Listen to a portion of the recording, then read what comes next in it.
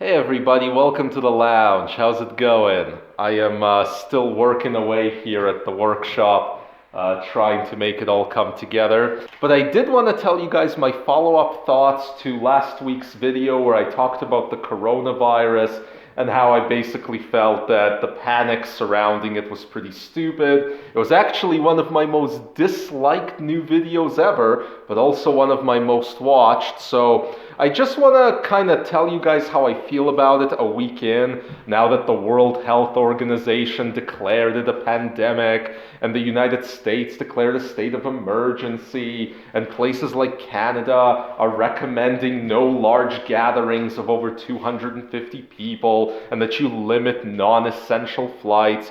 Do I now feel differently?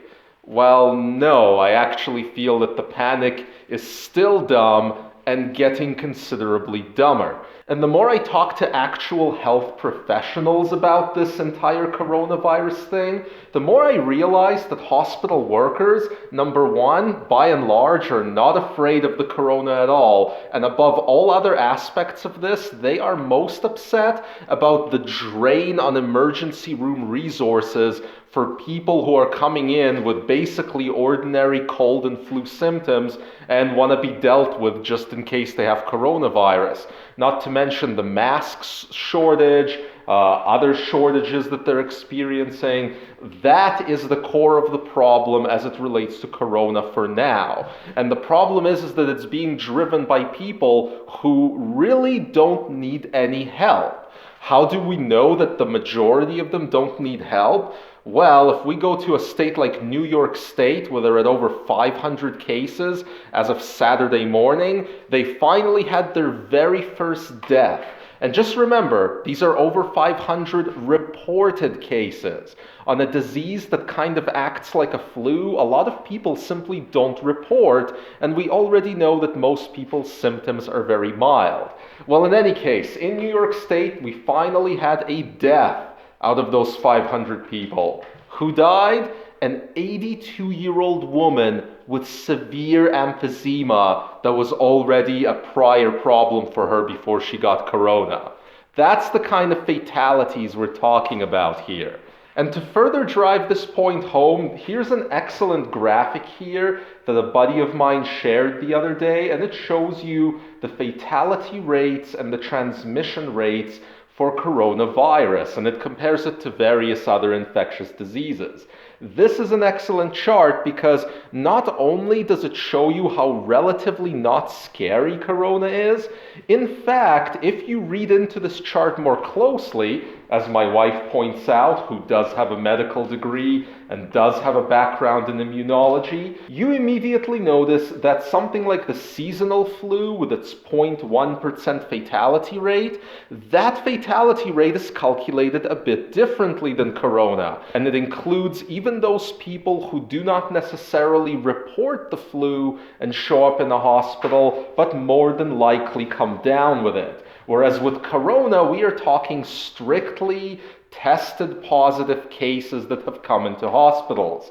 In other words, if you were to actually measure corona fairly against some of these other pandemics, like the seasonal flu and the common cold, its fatality rate wouldn't be anywhere close to 0.7 to 3.4%. It would be way below that. Never mind that unlike some of the viruses on that chart, this one is a little to no threat to children.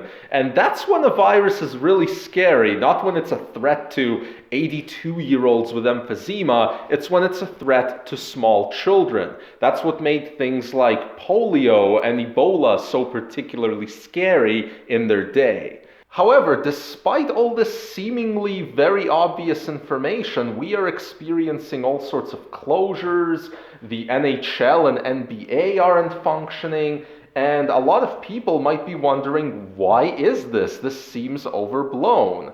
Well, to me, obviously, yeah, this is very overblown, but it shows you what happens when society exists in a liability first kind of perspective.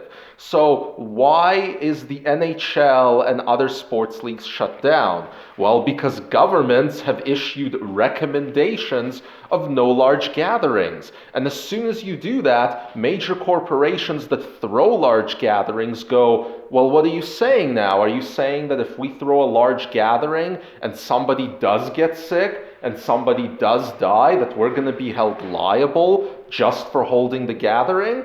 Well, possibly, I could see that. So that's why big entities like the NHL and NBA and others are shutting down their seasons.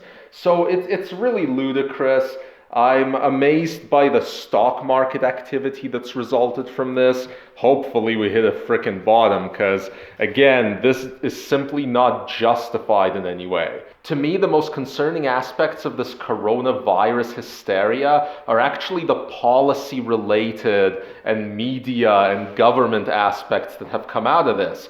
Governments have been very, very willing to create situations where people are scared to go outside, even though there's no rational reason to really do that if you look at the data like the data I showed you guys. And now we're in a situation where the healthcare industry is under enormous pressure not to simply create a vaccine for coronavirus, which isn't theoretically that difficult, but to do it in extreme record time and to cut many corners while doing it, such as skipping the animal testing entirely. There was an article on Live Science about that. I'll link to it down in the description if you want to check it out. So now we're going to be in a potential situation where you could have a vaccine come out that'll be poorly tested, poorly vetted, and with this hysteria underway, certain governments might even go as far as making the thing mandatory. And that's really scary when you're talking about a relatively mild